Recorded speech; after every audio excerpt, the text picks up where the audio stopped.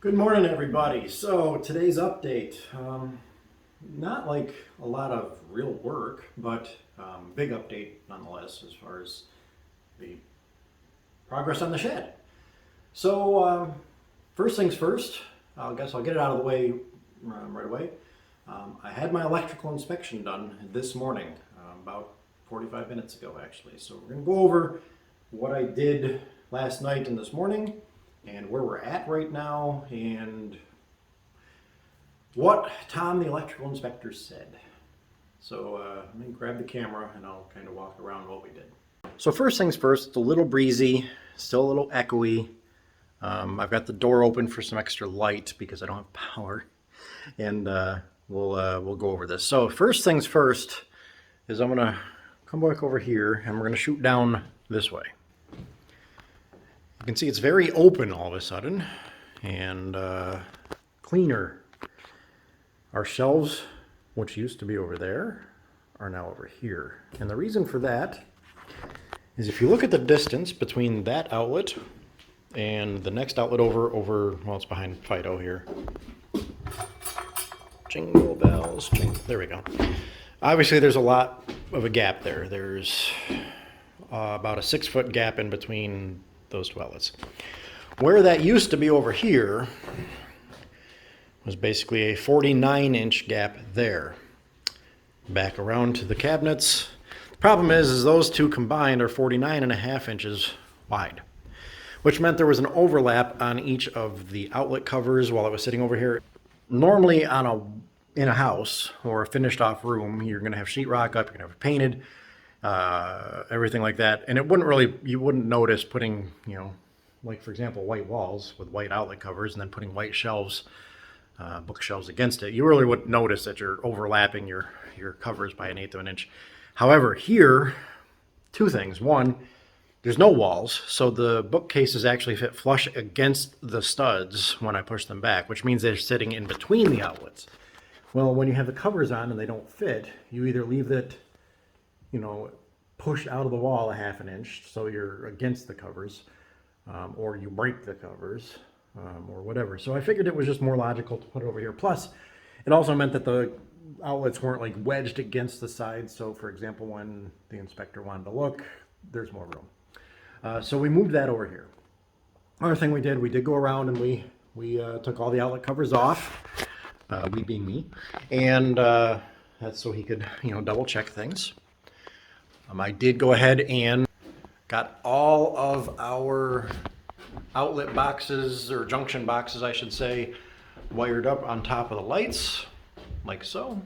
They're all there. This one I left open. So that one I left open so he could, verify that, it's connected properly. Minus the little plug on the outside. We're not talking about that. What else? I did move this down here, and you may notice that these two monitors right there are there. The reason for it, let's look the other way. Look a little different. So, a couple things I did. I obviously pulled the computer off the wall along with its shelf. Computer is now right there. Obviously not hooked up. This stuff is over here. I did that for a couple reasons. One, the biggest reason is because by pulling this monitor off on this side, it means that there is, well, now 39 inches from the wall to the edge of this, and 37 inches even to the speaker side. So there's still that 36-inch distance that needs to be away from your meter panel.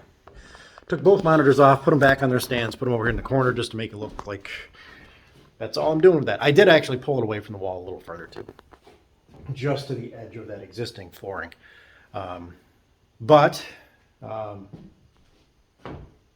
Anyway, so I did that. What else did we did? Oh, so now if I come back over to the breaker box, you'll see we actually have real wiring hooked up. The actual mobile home feeder, the 2224 aluminum mobile home feeder cable, is now hooked into the breaker panel properly. I've also put plugs in where there were holes. This is the one hole that used to feed in my quasi power. Used to come out of that hole, come up through a clamp here, and then tie it in. So I've obviously, moved them out of the way. took the panel cover off so that way he'd be able to see it, and he was perfectly fine with that. One other thing, side note, just to show you, I did buy a HOTAS setup, a hands-on throttle and stick, joystick and throttle for like dogfighting and fighter jets and stuff like that for when I'm playing those games that I don't own yet. There's kind of an impulse thing. I kind of changed things around. You see down there, that's the middle section that used to go on those trays that used to hold, well, that. It's designed for a Warthog style flight stick and not something like this. The base on this is way too big to stick onto that. So I took that off so I'm not banging it on my feet. I'm actually going to disconnect these bars because those are limiting me from being able to open this cockpit up and sit back any further. Anyway, that's just a side note. Okay, so that said, let's get into the inspection.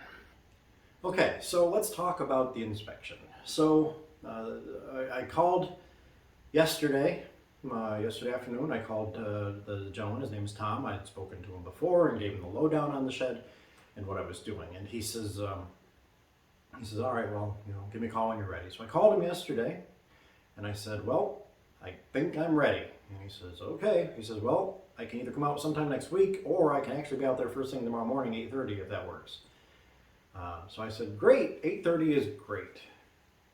And that turned into a mad dash, because last night I wired up all the lights last night with a flashlight and my ladder.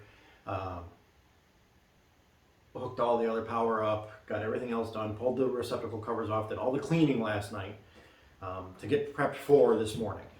Then I realized at the end of last night, like at 8:30 at night, I realized that I had the holes in the bottom of that breaker panel that I needed to buy plugs for. So first thing this morning, up, run over to Lowe's, which is 20 minutes away, buy $3 worth of plugs because I didn't know which sizes I needed, so I got a few of them, and run back here, plug those in. And that's all I did here this morning. But it did mean I was up an hour earlier than I wanted to be, whatever. So Tom shows up. He shows up on time, which is an awesome thing to have. Blow door. Got here 5 minutes early, which is great. He was here a grand total of 10.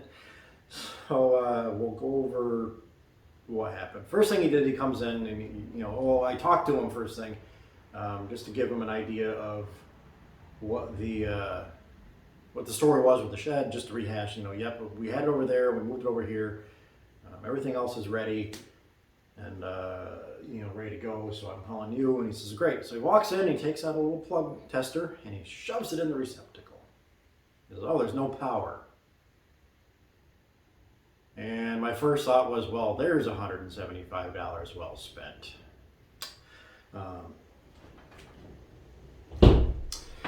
So I mentioned to him, I'm like, well, I didn't hook any power up. Now in my head, by the way, my thought process is that wouldn't somebody want to double check while you're working here before you light it up on the panel?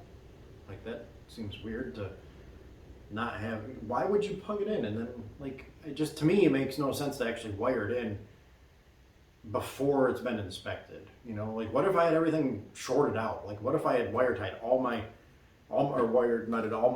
powers together in these boxes and just, black and white and ground all, obviously it would have tripped a breaker, but still, wouldn't you want to double check to make sure I didn't have nails poking through all the wires and staples bare? Just seemed to me like that would make sense. So he says, all right. I said, well, I needed to replace that box out there, that meter or that breaker panel out there has a corroded lugs on the neutral bus bar. So I need to have that replaced before I can have it done. So I was going to have you do your end for this side, and then I'll have an electrician come out and replace that box, afterwards. I said, but at least this way your side will be done, and I know it's safe to do so. Stress that part. It's safe to do that after you've made sure I'm okay. He says, all right. He says, okay, well, that's fine. He says, what I need to do, I need to count all your receptacles. He did kind of look at them a little bit, but nothing in depth. He said, I need to count all your receptacles. So he goes around and counts them all. Counts 13, then he looks up, counts 8 lights, counts 3 switches. Walks over towards the breaker box, and then he says, okay. He says, yeah, I just need to count. I'm going to say, oh, wait. I I've got a receptacle in this media panel. There's that there, and I have 3 switches, but 2 of them are 3-ways, but one is actually that fixture over there above my desk that doesn't have a light on it, but there will be a light there. He says, okay, so add 1 receptacle, add 1 light.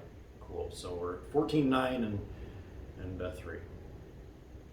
So he goes over, he looks at the breaker panel, and at that point he said, I'm golden. Because basically his thinking is that, and from what he said, well, he says, you obviously, took time to make sure you did it, decent and made it look good and got everything organized properly, everything's labeled good. I actually didn't even have the panel open at the bottom, the cover, where you could see the directory is what they call it. But he looked at all the wiring, he says, yeah, everything looks perfect. He says, you don't have the bonded screw, and he says, that's the biggest issue I always see with these things is people always get that wrong. I'm like, dude, it took me a week straight of research to make sure I did that part right. Especially being, that it's off of a main panel already, like it's a sub to this. Like I went back and forth on that for a freaking week. He says, nope, this is perfect. That's exactly how it is. He says, so normally, yeah, I'd be checking all the polarity. He says, but judging by how you've done your panel, he says, I'm really confident that you've got everything else done. And I kind of joked. I said, well, he says, my dad would kick my ass. I did this wrong. So I just showed him real quick. I said, and I know that some inspectors look. I said, but here's, I've got everything labeled. And he's like, yeah, I figured you already had that done. He says, nobody puts this kind of effort into, straightening their wires and making sure everything's good and then half-asses everything else. He's like, nope, you're good. So, all that said, we're inspected. We're good to go. At least from this end. So he's going to take, he took a copy of the building permit and he's going to go file it. I'm going to send him my email address so he can send me a copy of the certificate back when it's done. And we're golden from this side. The only thing left to do is hook it to real power. Really can't wait to do that part, but there's a hiccup to that. So in order to hook up real power, I need to have the box out there fixed. Now, Tom did say he's a retired electrician. So I asked him, I'm like, okay, well, how does that part work? Because I was just going to call an electrician and just say, I need this fixed, help, right? Like, I don't know exactly the process. I'm like, the last time I had anyone inspect anything was 22 years ago when the house was, and that was just to have NYSEG turn the power on, and it was just a phone call, and they went, yep, go ahead and plug it, go ahead and turn it on. Like, that was it. Like, there was no anything. So I don't know how this all works for this stuff. And he says, well, the neutral bus bar being corroded, he says, you're not going to be able to find a replacement. I'm like, actually, believe it or not, I said, I have this new box that I bought to replace that one. I said, and it is exactly the same, with the exception that they went to a 2-screw tie down for the cover plate, the safety cover, versus a 1-screw. And the latch on the bottom is a slide instead of a screw. I'm like, everything else is identical. He says, well, you could just change the bar out then. I'm like, okay, but like, how is that done? Like, because I work from home, so I can't have power out for long. And he says, nope, what you do is you call NYSEG, which is our power company, New York State Electric and Gas. You call them and you say, I need to do a disconnect, reconnect. So they turn power off, dead. Then you do the work. In my case, it would be changing out the whole box or just the bar or whatever. And then they do a reconnect afterwards. He said anytime that there's a neutral break, so anytime you break the neutral, you disconnect the neutral from the meter box, you need to have an electrical inspection done to have it reconnected. It's kind of funny how it's the neutral that's the big problem and not like the actual live wires, right? But I guess because it ties to ground, whatever. So he did say that he would need to come back out again and get paid again to do so, which means that I need to schedule a time with him and NYSEG to do this. So I need to schedule a time with NYSEG, like find a day that it's going to work. It might need to be a day I take off work, or it might just be one of those things where maybe I can do it first thing in the morning. How fast can I unscrew a bar, cut the tip of those wires off, because the wires that are in there are corroded in there. I can't get the screw loose to pull them out. And then put the new bar in, right? And then tie everything back down. I don't even think I need to put the new stuff in for the shed with him here. I probably would, because why wouldn't you at that point? But either way, like even just replacing that neutral if I had to do it in a hurry, I probably could do it in an hour. Like, I don't see why I wouldn't. Now, the problem is it cost me $175. I'd have to take everything out, get everything back in, and then call NYSEG again with him right there with me and have him give them the okay on the phone to say go ahead and reconnect the service. And it should be, hello garbage men, and it should be an instant thing. Like, they should be able to disconnect it and then on his say so reconnect it and get me power right back up. Great, awesome. The other option was to just hire an electrician, but given that he said that NYSEG still needs an electrical inspector to give the okay to put it back in, well, then I'm spending $200 on an electrician to come out and do what I was going to do, and then still spend $175 because now he's still got to coordinate with the electrical inspector to have it actually turned back on. So I think that's basically where I'm going to be at. Because, I mean, I'm sure I could find, Jimmy Bob somewhere that will say, I can change it. Jesus. Smart money says to actually do it the right way and have it disconnected. Because, like I said, if Tom said that, anytime the neutral is broken at the box, you need to have it re-inspected just to be on the safe side, well, that's what I'm going to do. The only thing I'm going to do prior to that is to see if any of those screws in that meter box, that breaker panel, will turn. Because I only need 2. And if I can get any of those suckers to turn, then I don't have to disconnect the neutral from power, which means I don't need the inspection. I don't know if there's some sort of magical compound, vinegar, or some sort of weird paste or something I can dab in there to try to free up the threads on those lugs. But I'll go look on the Googles earlier, or when I go inside. I've been an hour before work, so I'm gonna go look at that. If I can find any of those things that'll turn, then I'm avoiding having to inspect it. And I can call Tom and be like, hey, good news, I didn't need to replace it. We were able to get somebody to get those lugs to turn, so everything is now hooked up, which is great. But anyway, all that rambling aside, we now have a plan in place, and this part is done, which means now I can button everything back up and start the important stuff like insulation. That's kind of a big one, especially coming into wintertime here pretty soon. So insulation needs to get done. I still need to put the last few rafters up in the ceiling, so that way, at some point, ceiling can be put in place somehow. Still, like, it's going to be 8 foot wide sheetrock this way, that way. But as far as how the rest of it's going to go, I don't know yet. That's going to be an interesting thing. But regular insulation, I can get that taken care of. Walls up, I can get walls in here now. After the walls are up, then I can get a floor down.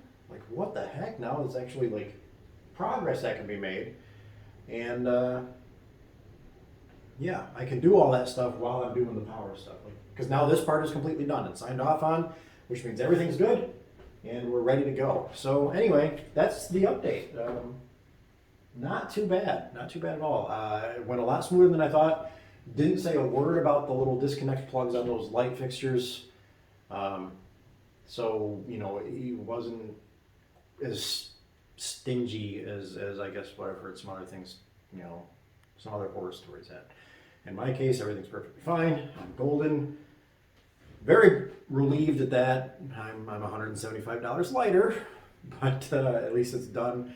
I'm going to take my permit, go put it back in the house where it's nice and safe, and go send him my email so we can get all this certificate and stuff mailed back to me so I can prove that I've done this. And he's also, just as a thing, he's also going to send a copy to Steve, who is the local building inspector, so he knows that part's done too. He may or may not come back out again afterwards just to say it's done. But because this isn't going to be like finished into a living space, Tom was perfectly fine signing off on it and not having to worry about it being, not needing to come back out again the next time.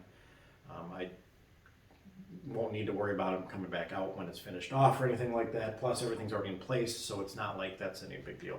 I think the only reason that he's jotting everything down is so that way when he calls the building inspector to come out, Steve doesn't come back out and say, well, Tom said you had 14 outlets, but I see 47 now, and 18 spotlights on the roof that weren't mentioned. Like, I think that's just kind of a thing there. Since I'm not doing any of that stuff, everything's where it's going to be. I'm not adding anything else here, so we're good. That makes me happy. We're inspected. Yay! Anyway, thanks for watching. Quick follow-up. I didn't mean to do this, but I went out anyway. I took my screwdriver back out to the main disconnect box, and I just figured I'll give it another go, because I really don't want to have to spend any more money. Turns out, I actually could get a couple of those suckers broke loose.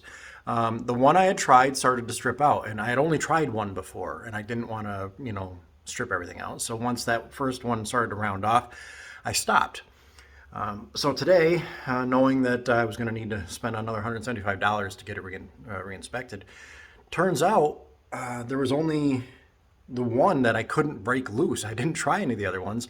So once I actually put some effort behind it, and I think the other thing too is I didn't have that new backing board on there for support. So I didn't have anything I could really leverage against. But now I can actually break them free. Now I'm going to take those lugs out, the ones I broke free. I'm going to take them out and replace them with the new lugs. But I don't have to disconnect the neutral from that bar, which means I don't have to call NYSEG and have it disconnected, which means I don't have to call Tom back and tell him I need another $175 visit. I'm going to call him and tell him that I was able to get him broke free, so I don't need to swap it, just so he knows. And that way, I hate to tell him he can't have any money.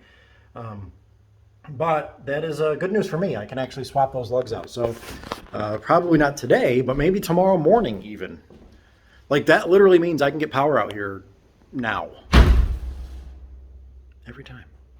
Anyway, so yeah, quick 2-minute follow-up. I actually can do that without swapping everything else out. It's not going to cost me a dime other than what I spent on the new box. I'm just going to swap the old rusty lugs out for new ones and use some, Deox on it this time so it doesn't freaking rust. Because it's really only, that's the thing, it's only the lugs that rusted. It's not the rest of it. It's only the lugs in the bar. So since I broke them free, I'm going to swap them back out too. Got it. Ha ha. Suck it, door. So yeah, awesome. Wow. That just turned into a really good day, which means that now that I'm going into work, it's probably going to suck. Anyway, again, thanks for watching. That's this update. We're powerful now. Take care.